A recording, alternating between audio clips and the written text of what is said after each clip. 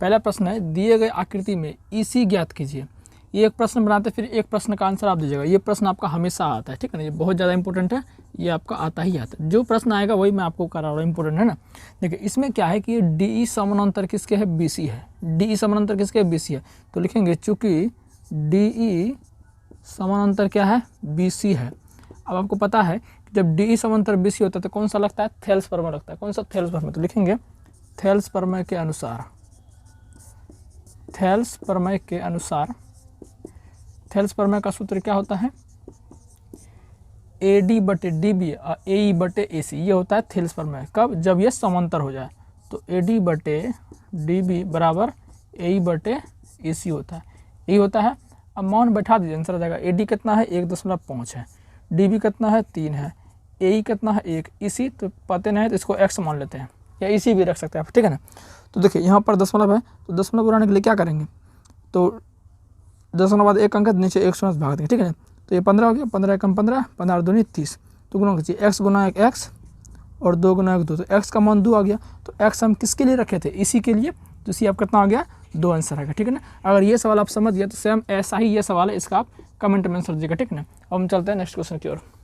तो आइए हम इस सवाल को देख लेते हैं। कह रहा है बिंदुओं 2,3 एवं 4,1 के बीच की दूरी निकालिए। ये आपका 7.2 से सवाल है, ये हमेशा आता है ना, वही क्वेश्चन कराना है जो आपके एग्जाम में आएगा इस बार, ठीक है ना। देखिए यहाँ पर क्या है, हम ये कराते हैं, आपका डिजिट चेंज कर देगा, डिजिट चेंज कर देगा तो उससे कोई फर्क नहीं पड़ता है, जो तरीका है बस वो आपको करना है। इसको तो बनाने तरीका क्या है कि आपको पहले ऐसे कर लेना है, यहाँ A मान लेना है, यहाँ B को भी मान सकते हैं। ये जो दिया रहेगा ये A का निर्देशांक यानी कि 2,3 हो गया। ये दिया है B का निर्देशांक यानी कि 4,A, ये हो गया। अब देखिए ये आपका होता है x1, ये होता है y1, ठीक है ना, और ये होता है x2 और ये होता है y2, ठीक है ना। तो अब हम क्या निकालना है, दूरी, यानी कि A और B के बीच में कितना डिस्टेंस ये निकालना है। तो लिख देंगे AB के बीच की दूरी, AB के बीच की दूरी। ये सूत्र होता है आपका x1 घटा x2 का होल स्क्वायर प्लस y1 घटा y2 का होल स्क्वायर, अंडर रूट कर देंगे। बस मान बैठाइए, आंसर आ गया। x1 कितना है 2, x2 कितना है 4 स्क्वायर प्लस y1 कितना है 3, y2 कितना है 1, कर दीजिए। 2 में 4 घटाएंगे तो -2 होगा, 3 में जाएगा तो 2 होगा। अब करिए, 2 का स्क्वायर 4, अब माइनस से तो ये प्लस हो जाएगा, 2 का स्क्वायर 4, तो 4 4 कितना हो गया √8, और √8 का वर्गमूल 2√2, ठीक है ना। तो इस तरह से आपका जो है ये सवाल आता है। यहाँ खाली डिजिट चेंज कर देगा, बाकी ये हमेशा आएगा, फिक्स है। ऑब्जेक्टिव में भी दे देता है कभी, या 2 नंबर में भी देता है। तो ये भी हमने करनी है। आइए हम नेक्स्ट सवाल देखते हैं। तो नेक्स्ट क्वेश्चन आपका है, उस बिंदु के निर्देशांक ज्ञात कीजिए जो बिंदुओं -1,7 और 4,-3 को मिलाने वाले रेखाखंड को 2:3 के अनुपात में विभाजित करता है। जो भी क्वेश्चन मैंने लिया है सिर्फ इम्पोर्टेंट ही लिया है, ठीक है ना। तो आइए इस सवाल को हम सॉल्व करते हैं। देखिए पहले तो इसको, इस वाले सवाल में आपको पहले ये बना लेना है, यानी कि निर्देशांक वाला सवाल आपको पहले ये क्या करना है, बना ही लेना है, ठीक है ना। ये बना लीजिएगा ताकि आपको बनाना में आसान होगा। यहाँ A दे देना है, यहाँ B दे देना। अब सवाल को पढ़ते हैं। उस बिंदु के निर्देशांक ज्ञात कीजिए जो बिंदु -1,7, तो पहले ये आया तो ये A का वैल्यू हो जाएगा -1,7, ठीक है। और बाद में आया है 4,-3, तो ये आपका कुछ इस तरह से हो गया, ठीक है ना। अब जरा देखिए, कह रहे हैं कि मिलाने वाले रेखाखंड, मतलब ये दोनों मिलाता है, A और B इस रेखाखंड को पूरा मिला रहा है, को 2:3 के अनुपात में विभाजित करता है। विभाजित का मतलब क्या, बांटना। मतलब A और B जो है ना, यहाँ पर कोई इसको जो है 2:3 यानी कि 2 इधर हो गया 3 इधर, 2:3 के विभाजित करता है। मान लेते हैं यहाँ पर विभाजित बिंदु C होगा, विभाजन बिंदु क्या यहाँ पर है, C होगा। तो कह रहा है कि ये C जो निर्देशांक है इसका ज्ञात कीजिए। मतलब C का यहाँ पर क्या होगा कि C मान लेते हैं x, y, क्योंकि किसी का निर्देशांक तो x, y ना होगा, तो ये आपको x, y पूछ रहा है, ठीक है ना। तो आइए इसको हम सॉल्व करते हैं। आपको पता है कि ये वाला m हो जाता है और ये वाला n हो जाता है, ठीक है ना। यानी m का वैल्यू और n का वैल्यू दोनों दिया हुआ है, तो करते हैं इनको, ठीक है ना। तो हम सीधा लिखेंगे क्या, डायरेक्ट पहले लिख देते हैं, हल करके यहाँ लिख देना है हल। आप सुविधा के लिए इसको लिख सकते हैं x1, ये x1, ये x1, x2 sorry x1 y1, x2 y2। तो लिख देते हैं x1 बराबर y1 बराबर, ठीक है ना। ये लिख लीजिएगा ताकि जो आपको मान बैठाने में दिक्कत ना हो। x2 बराबर y2 बराबर, आपको पता है कि ये x1 ये y1, तो x1 -1 और y1 आपका 7, x2 4 और y2 आपका -3। इतना कोई दिक्कत नहीं है। अब हमको तो ये C निकालना है, यानी कि x का वैल्यू निकालना y का। तो आपको पता है सीधा होता है x का निर्देशांक, x का निर्देशांक सूत्र क्या होता है, आप सभी को पता होगा, क्या होता है, ये होता है mx2 प्लस nx1 बटे m+1, यही सूत्र होता है। अब मौन रखेंगे आंसर आ जाएगा। m मतलब ये इधर वाला m होता है और उधर वाला n, तो m का वैल्यू 2 दिया है, x2 देवे क्या है 4, n का वैल्यू कितना दिया है, n का वैल्यू आपका 3 दिया है, x1 कितना दिया है -1, ठीक है ना। अब बटे m+n यानी कि 2 + 3, ठीक है ना। बस बैठाइए जाइए, 2 × 4 8 प्लस गुना माइनस माइनस और 3 × 1 3 बटे 5, तो 8 में 3 गया 5, अब 5 बटे 5 तो एक बार में कट गया, यानी कि x का वैल्यू कितना आ गया 1, यानी x का वैल्यू कितना आ गया 1 आ गया, ठीक है ना। हमको y निकालना, तो उसी तरह y का निर्देशांक लिखेंगे, तो हम लिख सकते हैं इधर नीचे ही लिख लेंगे, ठीक है ना, नहीं तो यहीं लिख लेते हैं y का निर्देशांक, आप नीचे लिख लीजिएगा, ठीक है। एग्जाम में जब ये क्वेश्चन आएगा तो नीचे लिख लीजिएगा। y का निर्देशांक सूत्र क्या होगा, ये आपका होता है my2 प्लस ny1 बटे m+1 होता है, ठीक है ना। बस इसमें ही मान रखते हैं, m का वैल्यू आपका 2 दिले है, y का वैल्यू कितना दिया है, सॉरी y2 कितना दिया है, y2 जो आपका है ये दिया है -3, ठीक है ना। अब प्लस n का वैल्यू 3, y1 आपका 7 दिया है बटे, ये तो 2 + 3 हो ही जाएगा m+n का, करिए 2 तिया -6 हो जाएगा, मतलब 2 × 3 कर दिए प्लस है माइनस है तो ये हो जाएगा -6, अब प्लस में 3 × 7 21 बटे 2 3 5 आपका हो गया, बराबर 21 में 6 गया तो कितना हो जाएगा 15 हो जाएगा, अब बटे 5, तो 5 दिया 15, तो आपका आंसर क्या हो गया 3 हो गया, ठीक है ना। यानी कि x निकल गया 1, y निकल गया 3, यानी कि 1,3 निकल गया, तो ये लिखेगा अतः c का निर्देशांक, क्या लिखेंगे, c का निर्देशांक बराबर क्या हो गया 1,3 हो गया, ठीक है ना। ये इस सवाल का आंसर होगा, ठीक है ना। तो ये भी ज़्यादा इंपॉर्टेंट सवाल था इसलिए हमने इसको करा दिया। आइए नेक्स्ट देखते हैं, तो इस सवाल को देखिए, ये भी ज़्यादा इंपॉर्टेंट है ना। कह रहा है कि x और y में एक संबंध स्थापित कीजिए, बिंदु x y बिंदु इतना इतना से समदूरस्थ हो। देखिए समदूरस्थ का मतलब सम माने बराबर और दूरी माने दूरी, अस्त माने स्थान, तो यानी कि समान दूरी है। सवाल को समझिए जरा, ठीक है ना। ये एक सवाल काफ़ी बच्चे रट लेते हैं लेकिन रटना नहीं, आपको कॉन्सेप्ट इसका समझना है। x और y में मतलब x और y में आपको संबंध ज्ञात करना है, ठीक है ना। तो आपकी पहले तो आपको पता है कि निर्देशांक वाला सवाल आपको ये बना ही लेना, तभी कुछ आपको समझ आने वाला है। चलिए मान लेते हैं इसको a मान लेते हैं और इसको हम b मान लेते हैं, ठीक है ना। a और b मतलब क्या को दिया है निर्देशांक, देख लीजिए क्या को दिया है, एक निर्देशांक, दो निर्देशांक, तीन निर्देशांक, 3 को देते तो 3 बिंदु मानने पड़ेगा, तो a मान लिया तो b, तो c यहाँ पर अपने मन से मान का है कि 3 निर्देशांक हमको अबे करेगा, तो दिमाग में बैठा लीजिए, ठीक है ना। ये बनाने का तरीका है। अब जरा देखिएगा, कह रहा है कि बिंदु एक्स वाई बिंदु 3 6, देखिए इसके बारे में कह रहा है, ये एक्स वाई जो है ना बिंदु वो 3 6 और -3 4 से समदूरस्थ है, मतलब ये जो है इससे भी समान दूरी पर है और इससे भी समान दूरी पर है। बात को समझ जरा, तो ए पहले इसको दे देते हैं 3,6, कितना दे देते हैं 3,6 दे देते हैं, ठीक है ना।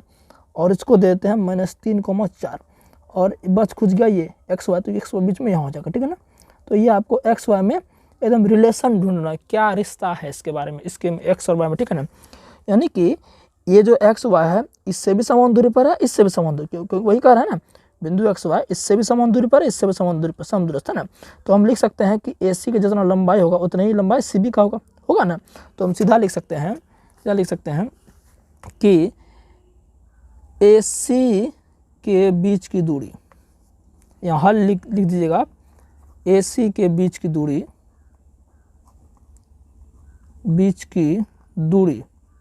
मतलब ए सी के बीच में जितना भी डिस्टेंस होगा यहाँ से यहाँ तक उतने ही डिस्टेंस यहाँ से यहाँ तक होगा, यानी कि सी बी के बीच की दूरी, सी बी के बीच की दूरी, ठीक है ना। बस अपना फॉर्मूला लगा दीजिए, आंसर आ जाएगा। तो ए सी के बीच की दूरी, तो ए सी के लिए फॉर्मूला तो वही लगेगा x1 घटा x2 का होल स्क्वायर, ठीक है ना। और उसके बाद जो है प्लस y1 घटा y2 का होल स्क्वायर अंडर रूट बराबर, अब इसका भी लगाएंगे सी बी के बीच की दूरी, फॉर्मूला तो वही होगा, इसका भी क्या हो जाएगा x1 घटा x2 का होल स्क्वायर और प्लस y1 घटा y2 का होल स्क्वायर हो गया हमारा। अब कुछ नहीं करना नूनू, मान बैठाते जाओ, आंसर तुम्हारा आ जाएगा, ठीक है ना। अच्छा यहाँ ए सी के लिए लिखे, ये बात ध्यान रखना, और ये जो है सी बी के लिए, तो ए सी के लिए पहले x1 x2 y1 y2 खोजो, तो ए सी कहाँ है, ये रहा ए सी, तो आपको इसमें ध्यान रखना है। तो AC के लिए x1 हो जाएगा, ये y1। तो AC के लिए x1 कितना है 3, AC के लिए x2 कितना है, देखिए ये x1 y1 और ये क्या हो जाएगा x2 y2। तो x2 कितना, y2 कितना है, y है, सॉरी x1 y1 x2, तो x2 हमको चाहिए यहाँ, तो x2 आपका x है। तो ये 3 माइनस x का क्या हो जाएगा होल स्क्वायर प्लस, ये बात आपको ध्यान रखना, तो गलती कर जाते हैं आपका आंसर नहीं आता है। अब y1 ये भी AC के लिए, तो y1 कितना देखिए x1 y1, तो y1 कितना है 6, y2 कितना है x1 y1 x2 y2, y1 कितना y है, ठीक है ना, कोई दिक्कत ना। अब इसको अपना टोपी इसको पहना दीजिए, ठीक है ना, बराबर। अब ये जो बंदा आ गया, ये आ गया है CB के लिए, किसके लिए, CB के लिए। तो CB के लिए x1 देखिए क्या है, ये रहा CB, तो CB के लिए x1 भी यही हो जाएगा और y1 भी है, तो x1 x हो जाएगा, x देखिए x1 y1 x2 y2, तो x2 कितना हो गया -3, लेकिन यहाँ भी माइनस, यहाँ भी माइनस, तो दोनों माइनस को प्लस जाएगा, तो x + 3 का होल स्क्वायर प्लस y1 तो y हो जाएगा और y2 4 हो जाएगा। कोई दिक्कत नहीं है मेरे लल्ले रसगुल्ले, ठीक है। आइए इनको सॉल्व कर लेते हैं। देखिए ये a ये b, तो a - b का होल स्क्वायर सीधा हम बैठा देते हैं, तो क्या हो जाएगा a² प्लस b² -2 गुना 3 गुना x, ये सब तो सब कोई भी करता होगा। अब प्लस ये देखिए वही है a - b का, तो हो जाएगा 6 का स्क्वायर प्लस y का स्क्वायर -2 गुना 6 गुना y, इस सब को आता होगा, हम जानते हैं, तो इसलिए इसको उतना हम समझाएंगे ना। ये अगर बच्चों वाला चीज़ नया आ रहा है तो बहुत गलत बात है, ठीक है। चलिए अब इनको कर लेते हैं। ये तो a + b होल स्क्वायर है, तो a + b क्या हो जाएगा a² प्लस 3 का स्क्वायर प्लस 2 गुना x गुना 3, कोई दिक्कत ना है, प्लस है तो प्लस दे देते हैं।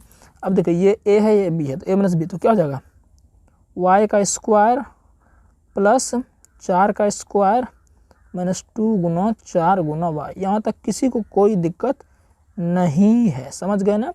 अब आगे इनको हम सॉल्व कर लेते हैं। देखिए 3 का स्क्वायर क्या हो जाएगा 9 x² हो जाएगा, 2 × 6x हो जाएगा, प्लस 6 का स्क्वायर कितना हो जाएगा 36, और ये आपका y² और 2 × 6 = 12y, इतना तक कोई दिक्कत ना है। ये आपका हो गया इस तरह से, ठीक है। अब जरा कर लीजिए, इसको भी कर लेते हैं। x² प्लस 3 का स्क्वायर 9, 2 × 6x प्लस y², 4 का स्क्वायर 16 और -8y, ठीक है ना। चलिए इतना तक कोई दिक्कत नहीं, खाली कैलकुलेशन और दम कुछ है ना सवाल में। अब क्या करते हैं ना, अंदर को देखते हैं कुछ और, अंदर दिया कोई जुटने वाला, हाँ, तो ये हो जाएगा x² -6x plus y² -12y, 9 36 जुड़ के 45 हो जाएगा, ठीक है ना, बराबर। इसमें भी देख लेते हैं कौन जुड़ने या कटने वाला, x² plus 6x plus y² -8y, देखिए तो 9 16 25, इसमें भी हो गया, ठीक है ना। इधर रूट दे देते हैं, कोई दिक्कत नहीं ना, अभी तक है, इतना तक तो कोई दिक्कत नहीं होना चाहिए। अब क्या करते हैं कि दोनों को हम रूट हटाना चाहते हैं, टेंशन हमको लग रहा है रूट देख के, तो रूट को का है ना एकदम अपने माथा से हटा देते हैं। तो क्या करेंगे सर, वैसे रूट कटा भी सकते हैं, लेकिन दोनों तरफ स्क्वायर कर देते हैं। देखेंगे दोनों तरफ वर्ग करने पर, दोनों तरफ वर्ग करने पर, तो वर्ग करेंगे तो रूट अपने आप स्वाहा हो जाएगा। तो अंदर का बचेगा, लिख दो चुपचाप, x² -6x plus y² -12y plus 45 = अंदर का जो बचा है लिख दो, ठीक है, हाँ बिल्कुल ठीक है, प्लस 25 में। अब देख तो कटा फटा, तो देख x² का दुश्मन है तो बोलेगा हम चलो भाई दोनों मर जाते हैं मिलके, और का दुश्मन है y², ये बोलेगा हम दोनों मर जाते हैं, ठीक है ना। और देखो तो भाई कोई नहीं कटना फटना वाला, तो अब क्या करते हैं जात को जात से मिलाते हैं। इधर बच गया -6x, x वाला खोजेगा, देख भाई हमारे दोस्त किधर है, इधर है, तो एक ही नहीं खींच ले, तो -6x सुन बोलो। अब इधर -12y बच लो, -12y, y बोलेगा हमारे दोस्त है, तो एक दोस्त इन है, तो एक इधर खींचेगा तो प्लस में, यानी कि 8y। और कौन दोस्त बचा है, कौन, अब बच गया अंक वाला। अब अंक वाला जो है ना 45, ये बोलेगा हमरो ना दोस्त है, सबका है तो हमरो है, तो 25 को इधर खींचेगा ये। जब सब इधर आ गया तो इधर बेचारा लड्डू बच गया, ठीक है ना। तो -6x -12x, ठीक है ना, 12 में 8 गया -4y, और 45 में 25 गया 20 बराबर 0, ठीक है। अब इसमें क्या करेंगे, कॉमन ले लेंगे, सीधी सी बात है, तो कॉमन हो जाएगा। तो नहीं अगर आगे बढ़ाने दो, हाँ कॉमन ले लेते हैं ना, तो कॉमन आएगा 4 कॉमन ले लेते हैं, -4 ले लेते हैं, तो क्या होगा -4 माइनस खत्म, 4 तिया 12 यानी 3x माइनस ये हो जाएगा, ये प्लस जाएगा y -5 बराबर 0। तो 3x प्लस y -5 बराबर ये 4 को इधर फिर 0 बटे 0 हो जाएगा, यानी कि यही क्या हो गया आंसर हो गया। यानी देखो x और y में संबंध स्थापित हो गया, तो ये इस सवाल का क्या था आंसर है। तो यहीं तक रहने देते हैं, ज़्यादा लंबा वीडियो नहीं करते हैं। नेक्स्ट वीडियो हम त्रिकोणमिति और आगे जहाँ तक होगा देखा जाएगा, ठीक है। देखिए हमको उतना टाइम मिल पाता है, जितना टाइम मिलता है उस टाइम में आपको हम जो है देते हैं, लेकिन हम जरूर देते हैं। पूरा एग्जाम तक हम सब चीज़ 5 नंबर तक सब करा देंगे, इसलिए चिंता नहीं करना है। सब जो करा है उसको रिवीजन पूरा करो, जो भी हम करा रहे हैं उसको अच्छे से तैयारी करते रहो, ठीक है ना।